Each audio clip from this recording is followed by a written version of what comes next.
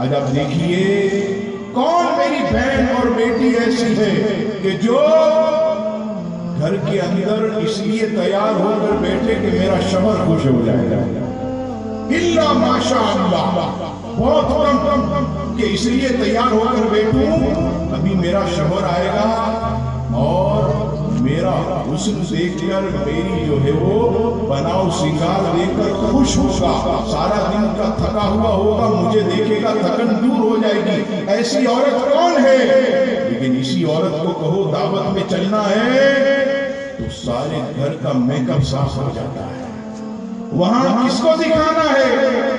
ارے جس کو اصل دکھانا تھا وہاں تو تم نے نہ دکھایا، اور جہاں نہ دکھانا ہے وہاں پر تیار ہو کر کے جا رہی ہے۔ میں کسی پر شک نہیں کرتا، لیکن ایک جنرلی بات آپ کی خدمت میں عرض کرتا ہوں کہ آج بے حیائی اور بے پردگی کتنی عام ہو گئی۔ حضرت ام خلاد رضی اللہ تعالیٰ عنہ، ابو داؤد شریف کی حدیث پاک، یہ دیکھیے کیسی عورتیں ہیں۔ آج شرما جی کہتے ہیں مولویوں نے نکاح کروایا، مولویوں نے عورتوں کو چھپا دیا۔ میں نے پہلے بھی عرض کی کہ یہ عورتوں کو یہ بہترین قسم کا برقع اور نقاب یعنی پردہ دینا، آپ بتائیے ساری مسجدیں ایسی عظیم شان مسجد ہے ہماری، بتائیے اس پر خلاف ہے؟ پردہ ہے؟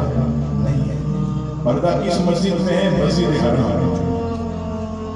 اتنی ساری کتابیں آپ کو ملیں گی، کون سی کتاب پردے میں ہوتی ہے؟ صرف قرآن مجید، باقی کوئی کتاب پردے میں نہیں۔ کیوں کہ کعبہ اللہ کو غلاف میں لپیٹ کر پردے میں ڈال کر اللہ نے کائنات کی ساری مسجدوں پر اسے فضیلت دی، قرآن کو پردے میں لپیٹ کر دنیا کی ساری کتابوں پر اسے فضیلت دی، اور مسلمان عورت کو پردے کی شان دے کر ساری دنیا کی عورتوں پر فضیلت دی۔